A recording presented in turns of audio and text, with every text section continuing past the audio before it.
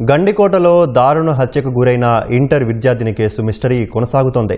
10 రోజులు దాటినా నిందితులు ఎవరు అనేది పోలీసులు గుర్తించలేకపోతున్నారు. హత్యా స్థలంలో ఎలాంటి ఆధారాలు చిక్కకుండా చాలా జాగ్రత్తలు తీసుకున్నట్లు పోలీసులు భావిస్తున్నారు.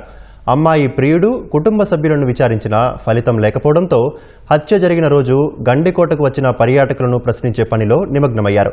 సెల్ టవర్ లొకేషన్ ఆధారంగా ఇప్పటికే దాదాపు 500 మంది అనుమానితులను పోలీసులు ప్రశ్నించినట్లు తెలుస్తోంది. ఈ నెల 14న కడప జిల్లా జమ్మలమడుగు మండలం గండికోటలో హత్యకు గురైన ఇంటర్ విద్యార్థిని హత్య కేసులో మిస్టరీ వీడటం లేదు. పోలీసులు 5 ప్రత్యేక బృందాలతో దర్యాప్తు చేస్తున్నా అసలు నిందితులు ఎవరనేది కనిపెట్టలేకపోతున్నారు. ప్రొద్దుటూరులో ఇంటర్ చదువుతోన్న విద్యార్థినిని ఈ నెల 14న లోకేష్ అనే యువకుడు గండికోటకు తీసుకెళ్లిన తర్వాత జరిగిన పరిణామాల్లో అమ్మాయి హత్యకు గురైంది. ప్రియుడు లోకేష్ హత్య చేయలేదని నిర్ధారించుకున్న పోలీసులు కుటుంబ సభ్యులపై అనుమానాలతో వారిని విచారించినా సరైన ఆధారాలు లభించలేదు. ఇప్పుడు కేవలం హత్య జరిగిన రోజు గండికోటకు వచ్చిన పర్యాటకుల్లో ఎవరైనా అల్లరి మూకలు ఈ ఘాతుకానికి పాల్పడి ఉంటారా, లేక కిరాయి రౌడీలతో హత్య చేయించారా అనే కోణంలో పోలీసులు దర్యాప్తు చేస్తున్నారు.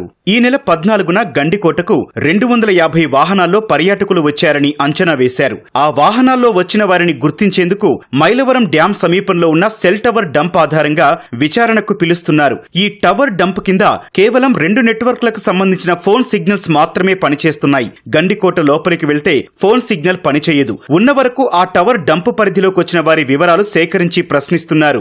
4 రోజులుగా రోజు 100 నుంచి 200 మందిని జమ్మలమడుగు పోలీస్ స్టేషన్ కు పిలిపించి ప్రశ్నిస్తున్నారు. ఈ నెల 14వ తేదీ గండికోటకు ఎందుకొచ్చారు, ఎవరెవరితో కలిసి వచ్చారు, ఎంతసేపు కోటలో ఉన్నారు అనే కోణంలో పోలీసులు ప్రశ్నిస్తున్నారు. ఆ రోజు వచ్చిన వారి సమగ్ర వివరాలు తీసుకోవడంతో పాటు ఆధార్ కార్డులు, వేలిముద్రలు తీసుకుంటున్నట్లు తెలిసింది. గండికోట గ్రామంలో ఉన్న వారిని అణువణువు తనిఖీ చేసి ప్రశ్నిస్తున్నారు. హత్య జరిగిన రోజు లోకేష్ అనే వ్యక్తి ఉదయం 10:30 గంటలకు బయటికి వెళ్లిపోయిన తర్వాత 12 గంటల వరకు గండికోట పరిసర ప్రాంతాల్లో అమ్మాయి తిరిగినట్లు పోలీసులు సీసీటీవీ దృశ్యాల ద్వారా గుర్తించారు. కొందరు పర్యాటకులు తీసుకున్న సెల్ఫీల్లోనూ అమ్మాయి కనిపించింది. గండికోట మాధవరాయ స్వామి, రంగనాయక స్వామి ఆలయ పరిసరాల్లో సంచరించింది. అమ్మాయి బ్యాగు రంగనాయక స్వామి ముఖద్వారం వద్ద లభించగా చున్నీ మరికొంత దూరంలో కనిపించింది. చెప్పులు ఒకచోట, మృతదేహం మరో 100 మీటర్ల దూరంలో ముళ్లపొదల మధ్య బండరాయిపై గుర్తించారు. ఒంటిపైన దుస్తులు లేకుండా మృతదేహం లభ్యమైంది. కానీ శరీరంపై ఎలాంటి గోరుతో రక్కిన ఘాట్లు లేకపోవడంతో లైంగిక దాడి జరగలేదని నిర్ధారించుకున్నారు.